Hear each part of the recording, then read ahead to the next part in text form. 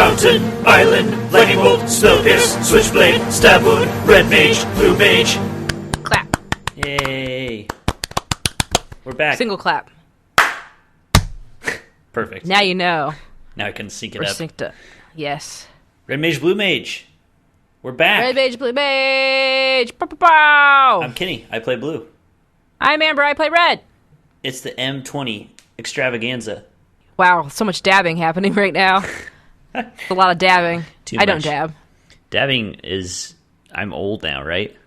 I don't know. What do kids do anymore? The kids don't dab anymore. They floss. No, they don't even floss. They're doing something new. They're doing an They Old water Town pick. Road. I guess so. You do Old Town Road while you're eating crepes. Yeah, I do. All right. You and I haven't recorded an episode in 10 years. a long time. 3 weeks. A while. 5 years. But luckily, our listener is not missing out on anything because we just Right. keep cranking them out. Going out. Cranking out the episodes. This will be a little bit behind schedule by the time it comes out, but M20 just became a thing. It's out. Last weekend. It exists out in the world now. That's true. And this is just going to be a big, fat M20 Extravaganza Bonanza. All right. And you had some experiences that we should catch up on in the Magic Catch-Up Storm. Brum, brum, brum, brum. We're playing Magic. Oh my god.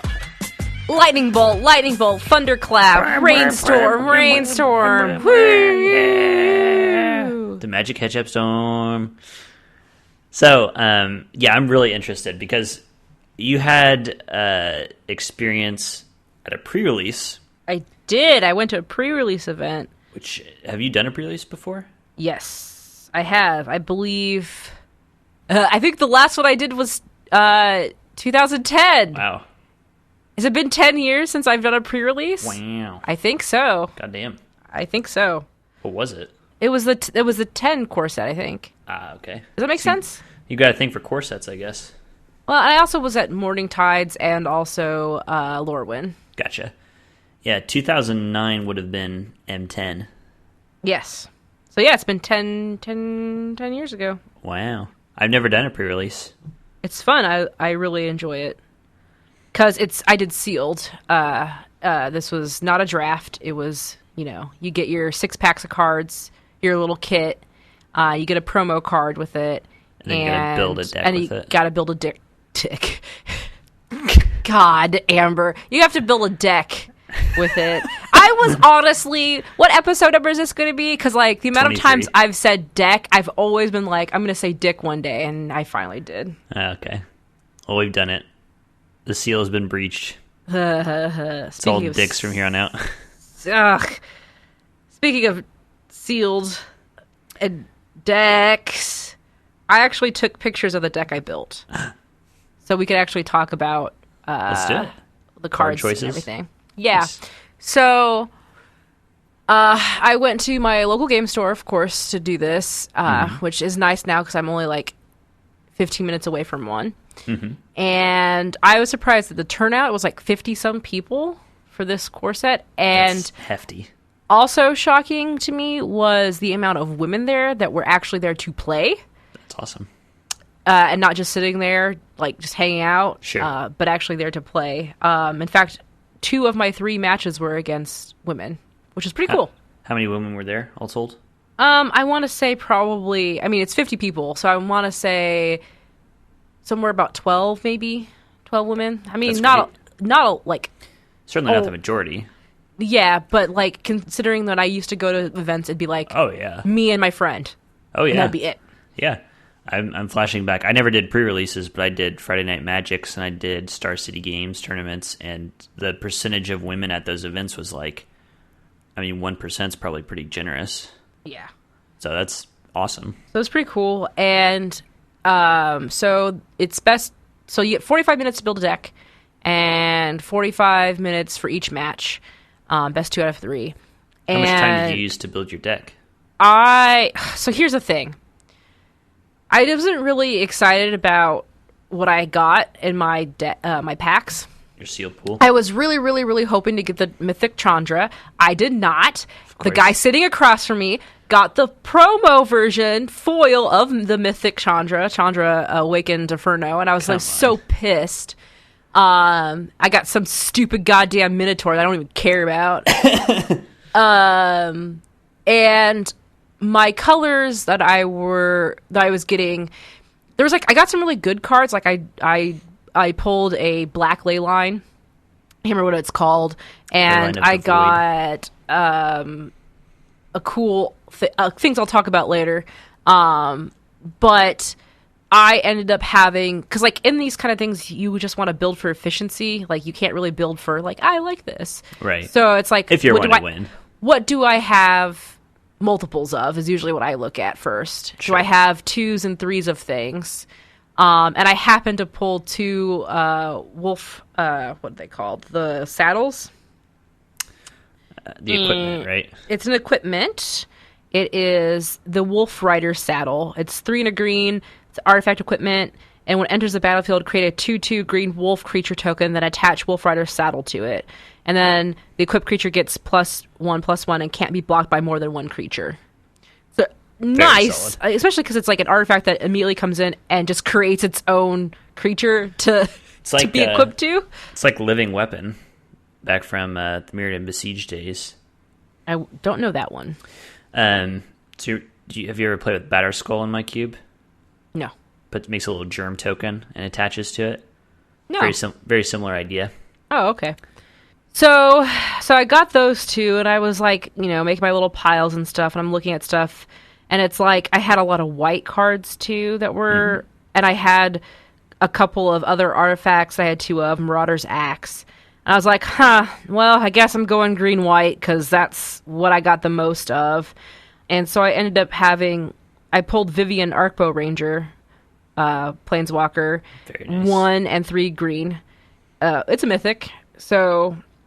Her +1 is distribute 2 +1/+1 counters among up to 2 target creatures. They gain trample until end of turn. So pretty quickly, I became let's make wolf tokens and then put as much equipment on the wolf token as possible and keep bumping them up. Right. A thing I did also was I wanted to burn so bad, and the only way I could do it was I had this retributive wand. Yes. It's an artifact, 3 and tap, and you can deal 1 damage to any target. And then when it is put into the graveyard, it does 5. Yeah, it does 5 to any target. And so I added 2 destroy enchantment, destroy artifact cards. Oh wow! Natural end. Just hoping I would blow up this artifact myself, but also. Did you ever do that? Never happened. No, I did get retributive wand out there, but. And it actually helped me. We'll talk about that in a second. Okay. So, I guess I could just talk about it now. Yeah. So first match, I was up against a woman named, I can't remember what her name was. It doesn't matter. And she had built. She does matter. It was a really good match. In fact, we did 1-1, and then we Drew. Went overtime, and we just did a draw. Yeah. You know how we talked about at the beginning of this podcast where it's part of the reason why I want to do this is to get better? Yeah. And I was I felt like I was playing differently than a lot of people. On a different level. Yeah. I just had a different mindset about stuff. And she had built a black-blue kind of control card advantage for herself, card gain. So she was just drawing cards and making me discard. Okay. And classic blue-black stuff. It's so weird to me when people I understand why it's cool to have the 1/6 defender, but when I'm building a deck, to me that doesn't seem especially in. I mean, it could have been, but it just seemed I kept seeing these giant crabs come out, and I'd be killing them with my 7 wolf or whatever. Right. I think those crabs are flying. It depends on what your plan is. Yeah. If you have something the reason that card would be good, a 1/6 just defender dork would be good, is if you have something awesome later in the game that's if I can just survive long enough, I'll win. Right. But it sounds to me your opponents had these cards, but they didn't have the late game thing. You had the better late game as well. Yeah, I had both the better early and late game, because like I also was trying to, like, you know, when you're building your deck, which is a 40 card and sealed with your 6-pack, and it's like, okay, how am I going to do this mana curve? I have very, like, the chances of me getting my, like, comboing off things isn't going to happen, so I have to make sure I have these 1/1 for 1 death touchers right at bat. So I had, like, the Scorpion that has death touch, right? And other, like, Soul Mender that gave me life, right? And so my whole thing was to also gain life, because I had an angel that was like Angel of Vitality, 2 and a 1 for this flying angel, that if you would gain life, you gain that much life plus 1 instead. Angel of Vitality gets +2/+2 as long as you have 25 or more life. So I was like just trying to have this 4/4 flying angel with an axe, essentially. Gotcha. And make these giant, like, I'm telling you, flying is still, like, the best. It is, yeah. Abilities. Especially unlimited. Like, flying is an entire deck. And in M20 especially, like, flying is literally a deck. There's, like, a Flying Matters theme. And so, like, I had things like Moment of Heroism. It's an instant where target creature gets +2/+2, gains lifelink until end of turn. And the reason why I'm talking about this specifically is because the defining moment for me as a player thinking about stuff was, you know, I thought if our game went overtime, it was 5 more turns, and whoever had the highest life wins that round. Right. But we just took a draw instead, which I should have been like, no, I want to play it this way. But I was just being nice. And what I had done was, I was sitting at like 19 health, and she was sitting at like 13 health or whatever. And she went to go swing at me, and I used an enchantment aura that has flash, feral invocation, and enchanted creature gets +2/+2. And I think at the same time I did my Moment of Heroism too. I can't remember what I did exactly, but I was able to gain life and keep my creature, because it was like I did like so much damage, you know, defending, and I gained like up to 25 life. And it was like, oh, well, we're in turn 3 at the end of overtime, so I win. Right. Because and I remember I remember her going, an enchantment flash on a creature that's dying, and I was like, yeah, because I'm gaining life because it has this life gain ability. Right, and the game's going to end. And the game's going to end, and I'm going to win. So that's what I meant by, like, I think I'm thinking differently than I used to think. Right. Yeah. So that was a 1-1 draw. The second game was a 2-1, me too. And it was with a older man who had been playing Magic since Alpha. So that was pretty cool. Very nice. He said he dropped out decades ago, and his brother has been pulling him back in, and he's been playing a lot of Arena. Cool. And he invited me to come back to Friday Night Magic. He and I had similar-esque decks. But I think he was just playing he was just playing just to play with cards, essentially, because he was excited about Lotus Field. But he played it so late game, I was like, you really hurt yourself by playing Lotus Field right now. Because he had to sacrifice 2 lands in order to... Like, this doesn't do it, especially, like, that late in the game. Doesn't even get you that much. Yeah. And then my third game was 2-0. And it was unfortunately, her deck she got mana screwed once, and then... Oh, no. She couldn't get to where she was building because she was doing a meta graveyard deck. And she couldn't get what she wanted to happen in time. And then the second one, she was mana screwed. So Gotcha. That went to me. And I got to use Vivian's... that was right. I was, like, top decking at one point. And I was like, I'm never going to get, like... a creature out here to defend myself, because she was just I had no cards in my hand. Right. And I had Vivian out, and Vivian's -5 is you may choose a creature card you own from outside the game, reveal it, and put it into your hand. Right. And I had Thicket Crasher sitting out because I was like, he's green, it'll work if I need him, and his trample.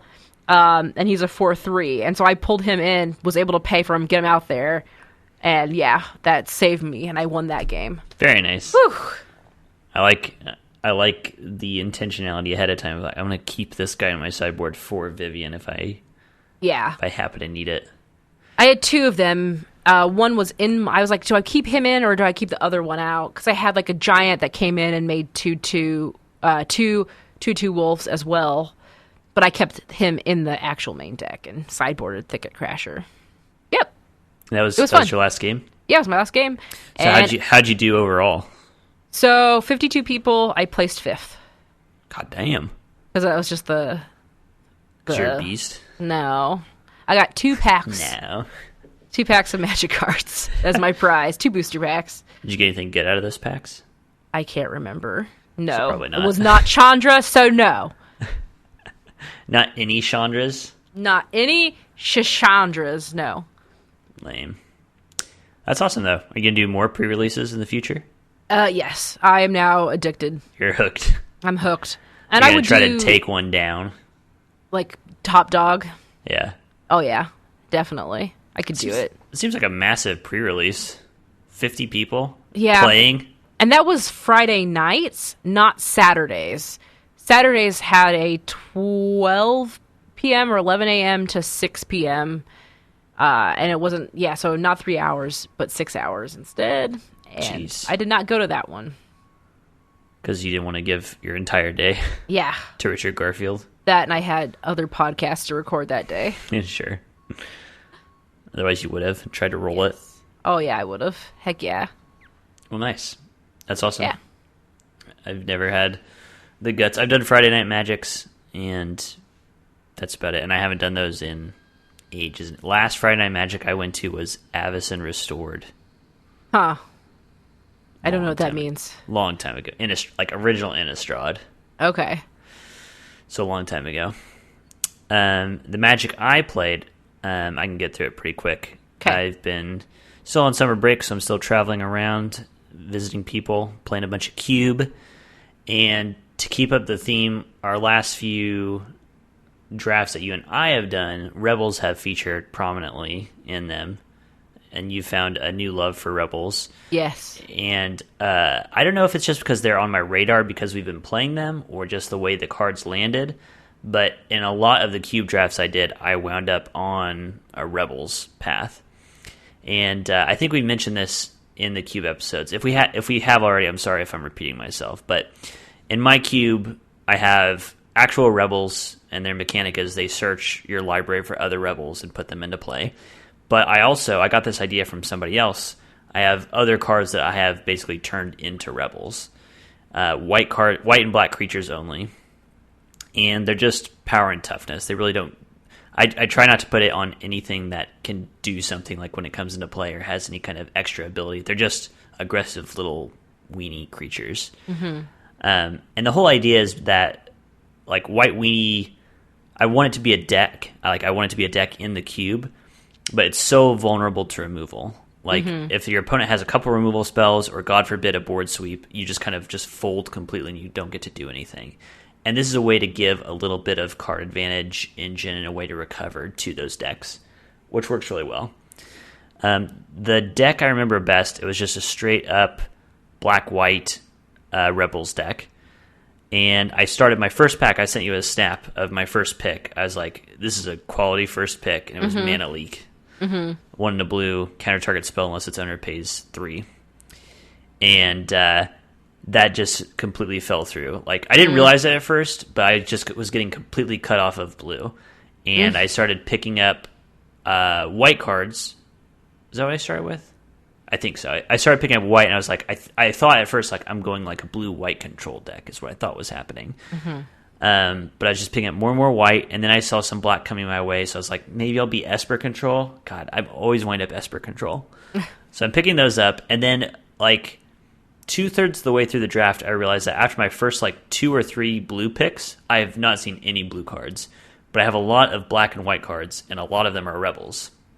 So it's getting to the last part of the draft, and I'm like, okay, I'm just going to go hard on black, white Rebels. And so I drafted all of that.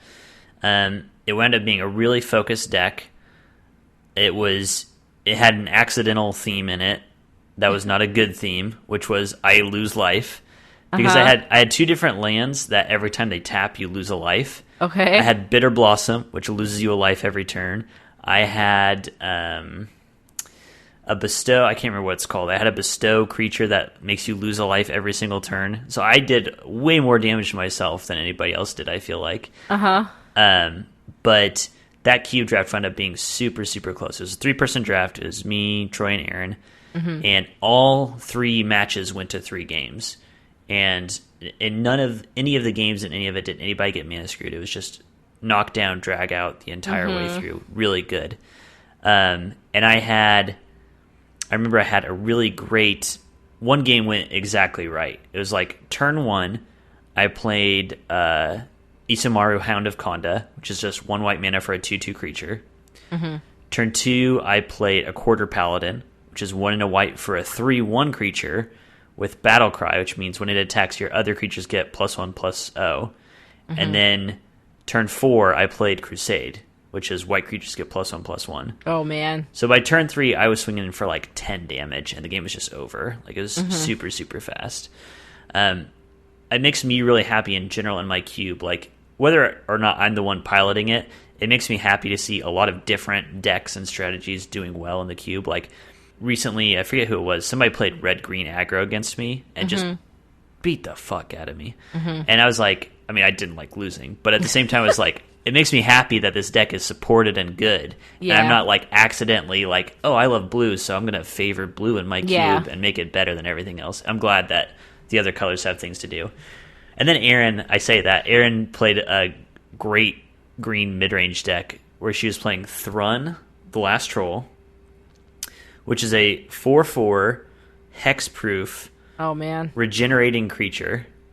So hard to deal with. She was playing Gaia's Revenge. She was playing Great Sable Stag, which has protection from blue and black. And I was just like, are you kidding me right now? Like, I can't do anything. But I mean, those color houses are in there for a reason, so that green can actually do something against blue. So working as intended. It was really fun. Yay, magic. Yay, magic. I understand like 70% of the things you say now. That's good. That's a high amount. Okay, I was just being really nice to myself. It was more like 60%. That's still above half.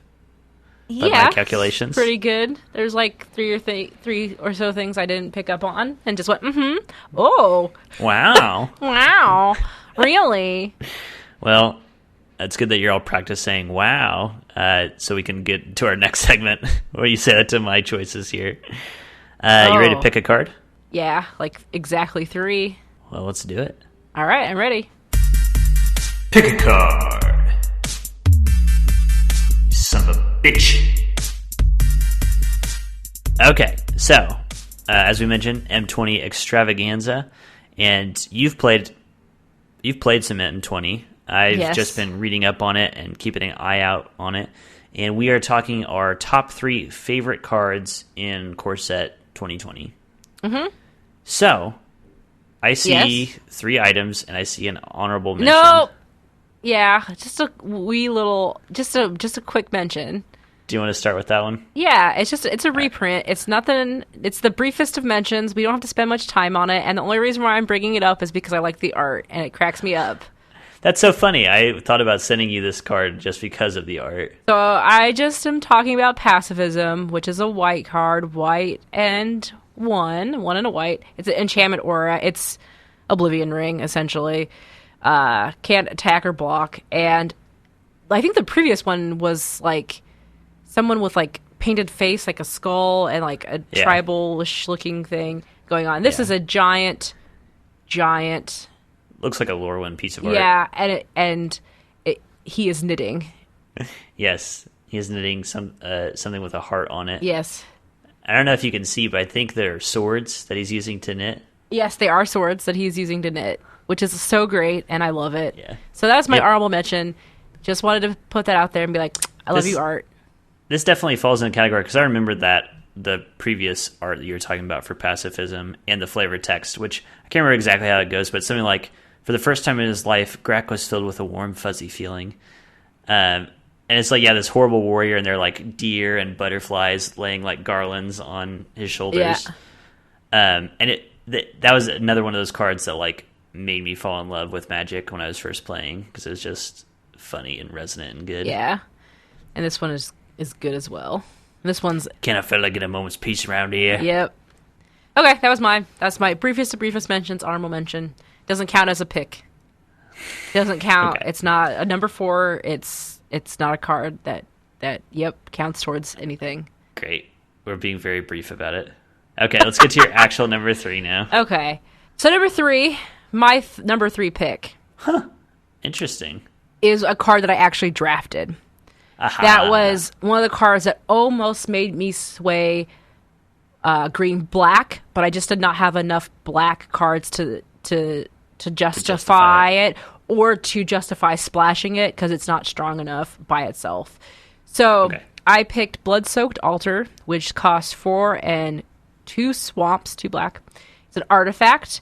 You tap, you pay 2 life, discard a card, sacrifice a creature, create a 5/5 black demon creature token with flying, activate this ability only anytime you could cast a sorcery. So I saw this card and immediately my mind was going, oh my god, because I love token generation for one thing, so easy to sacrifice creatures. But I was also thinking about how the Teferi that came out recently that lets you cast sorceries at instant speed and stuff. Mm-hmm. And so I was like, oh my god, I could build an engine, essentially, of like, if I had an artifact card that untaps artifacts or something along the lines. I'm just thinking of a way to generate more demon tokens. Interesting. So I like this because it's one of those cards that made me immediately stop and think about how I could use it. And I was really thinking about going green-black with it instead of green-white when I was doing my my sealed. Anyway, I like artifacts. I like creating tokens. I don't care about my life. I don't care about cards. I could put this in my direct... I wouldn't put it in Duretti's deck, because it'd be like I would want multiples of these. So I'm just like making tons of fucking demon tokens. Also, it's not red, so... Yeah, I can't. So... Unfortunately. So, Very something cool. to think about. Maybe I do a modern or a standard deck based around this, and I'm trying to figure out how to do that. Very interesting. Grindy colored artifact making 5/5 flyers. I definitely would not have picked this, but that's really cool. I'm evolving. Not much. Yeah. I mean, I'm just making more flying tokens. But so now, instead of sacrificing goblins to make angels, I'm sacrificing goblins to make demons. It's like Sarah really turned you off from angels. Yeah. So now you're going the opposite direction. Yeah. Nice. All right. You ready for my number 3? Yep. Hey! It's Bag of Holding. Pretty good. Which is a D&D thing. Mm-hmm. So Bag of Holding is an artifact. It costs 1 colorless mana. Whenever you discard a card, you exile that card from your graveyard. Okay, doesn't sound great. You can pay 2 and tap it to draw a card and discard a card. And because of that passive ability, that means you'll exile the card that you discarded. Yep. And you pay 4 and tap it, sacrifice the Bag of Holding, return all cards exiled with Bag of Holding to their owner's hand. So I really like... I was a huge fan. We were just talking about M10. You said that was the last pre-release that you did. In that core set, they changed a lot of things up. It was the first core set where they were making brand new cards, and they were really coming back to the idea of, we just want classic fantasy and a lot of top-down designs. And top-down designs are where they start with like a fantasy concept and try to make a card that does a good job representing that. So M10 had cards like Protean Hydra, which is a Hydra that has X 1/1 counters on it. And anytime you remove a 1/1 counter from it, it gets 2 1/1 counters added back. The idea of cutting off a head and 2 more grow. There was the Gin of Wishes, which comes into play with 3 wish counters on it. And you can pay mana and remove 1, and then you get to play the top card of your library for free. So you're like making a wish each time. Mm-hmm. And it just had a lot of those style of really nice fantasy ideas well executed. And I really like that we're back in a core set, and they still haven't completely forgotten about that idea of coming back to classic fantasy tropes, like the D&D bag of holding, the bag that you can fit like infinite stuff into, essentially. And so this card does a good job of showing like shoving shit into this bag, and then later on turning it upside down and just like popping it a out. dragon falls out of it. Bolas' Citadel falls out of it. I also really like, in the same way that you were talking about, you like to envision equipment on the creatures that you're putting it on. I think this will lead to really great images of like turning your purse upside down and the kind of shit that's falling, like an octopus falls out of it. I think that's really good too. That's fun. I like it. I saw it and I was like, that's cool. Because again, it's an artifact, and I've been playing a lot of exiling things. Yeah. Yeah. I think a lot of people are asking for this, and I think it'll happen someday. I think someday we're going to get a Magic set that's basically D&D world. Yeah. Like set in just some sort of like classic Dungeons and Dragons type setting. That'd be fun. That'd be really fun. And then they can reprint this card. Fireball. Exactly. That'll be another good reprint. See, we're already making this set. Hire us. Hire us, wizards. Okay, let's go to your number 2. Okay. What did I pick? Yes. So, ley lines are cool. I like these enchantments. Because I like things that are like stagnant board altering things that are just there. I also like, it's kind of like, what's that one? Is it a wish mechanic? Or, no, miracle. Yes. You get like a miracle cost. Flip the top card. And if you drew it your first card, bam, you get it free. Or get it for a lower cost. I like stuff like that because that's what I like about Magic 2 is just that chance that, ooh, maybe I will get this. And so ley lines are kind of like that because all of the ley lines that are, if it's in your opening hand, you may begin the game with it on the battlefield. You don't have to, which is crazy. Yeah, you don't have to pay for it. So I chose Ley Line of Combustion because obvious. Clearly. 2 and red. It's whenever you and or at least one permanent you control becomes a target of a spell or ability an opponent controls, Ley Line of Combustion deals 2 damage to that player. Sure. Do stuff at me, because my ley line's just going to burn you. Yeah. Come cross this lava land. Whatever is going on in there. Yeah. That's really good. I love this it. This is pointed out to me, too, with these ley lines. They've been around for a long time, since Ravnica. And I was listening to a podcast where they were reviewing the cards for M20. This is limited resources. And Marshall was just pointing out, like, we're very used to ley lines now, but it's a really crazy bit of rules text. The idea that if it starts in your opening hand, it's not even, the game hasn't even started yet, and you already have a card in play. Like, it's really weird. Yeah, I love it. Yeah, very cool. Good. Also, I'm a big fan of the idea of ley lines of magic. Yep. Just in general, Me I think too. It's a cool fantasy idea. That's like, I love that kind of idea for fantasy stuff. Agreed. All right. Ready for my number 2? You'll never guess it. Sure. My number 2 is Knight of the Ebon Legion. It is 1 black mana for a 1/2 vampire knight. It has 2 abilities. The first is 2 and a black. Knight of the Ebon Legion gets +3/+3 and gains Death Touch until end of turn. So for 3 mana, you can pump it 3/3 and give it Death Touch, which is big. And then, at the beginning of your end step, if a player lost 4 or more life this turn, put a +1/+1 counter on Knight of the Ebon Legion. And it reminds you that damage also causes loss of life.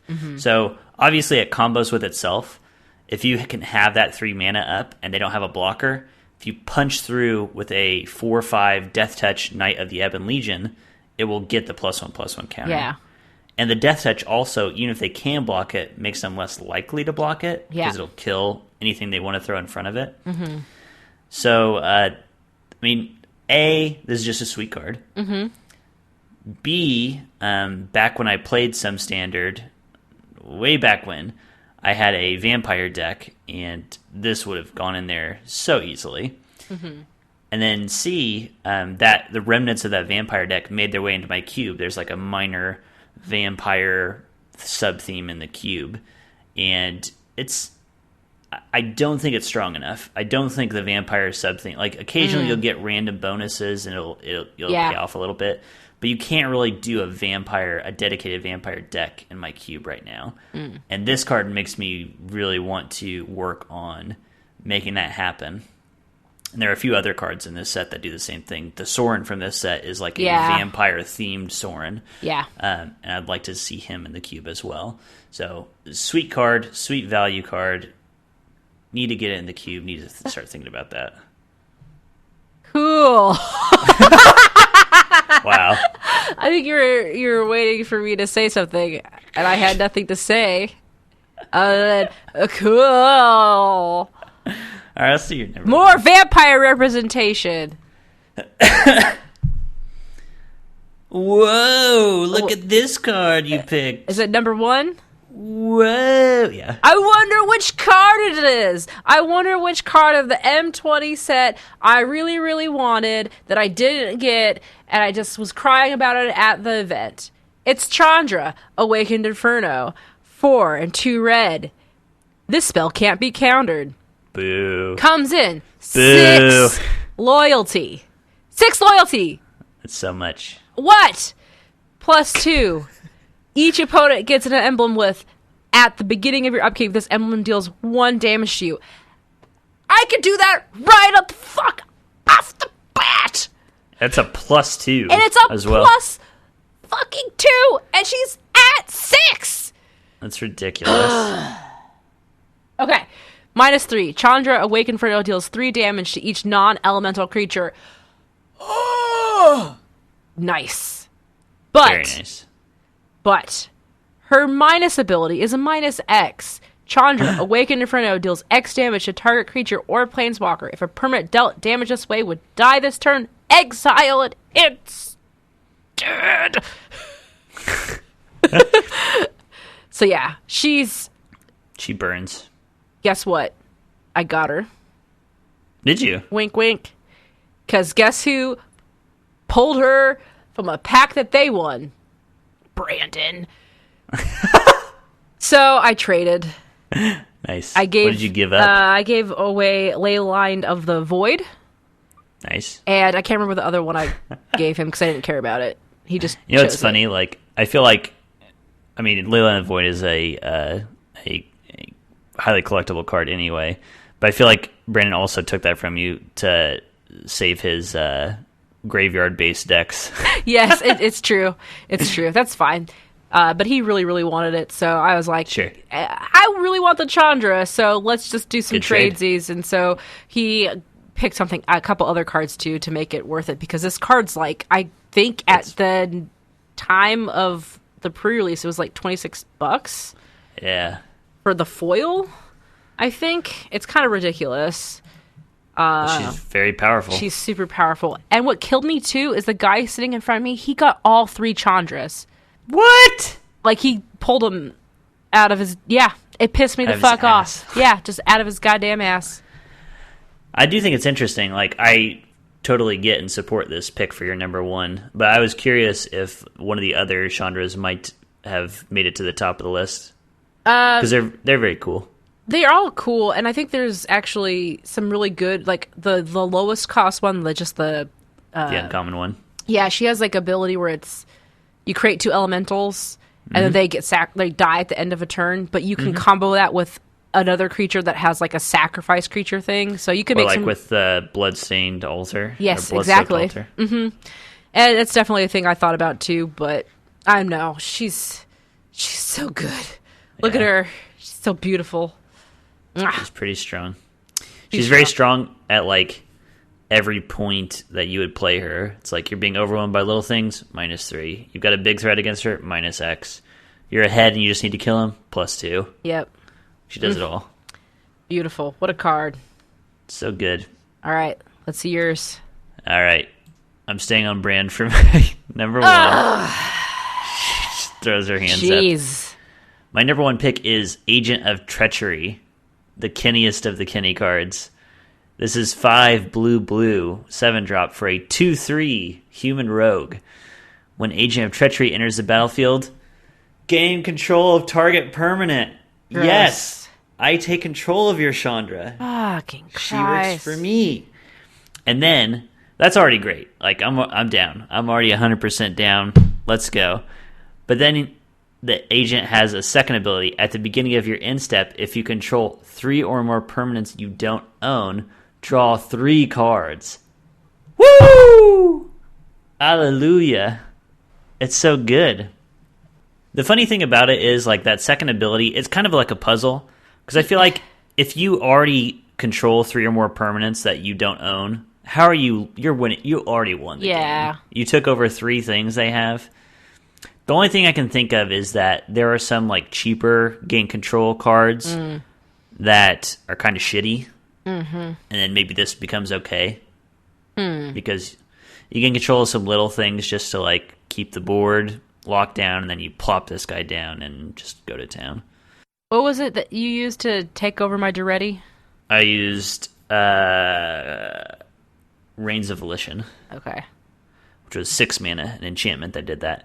The other cool thing, so 2 other really cool things about this card. Really cool. Really neat. Number 1, unlike Volition Reigns and like Control Magic and all those enchantments that are auras that sit on the thing, if you blow up the enchantment, you lose control of it.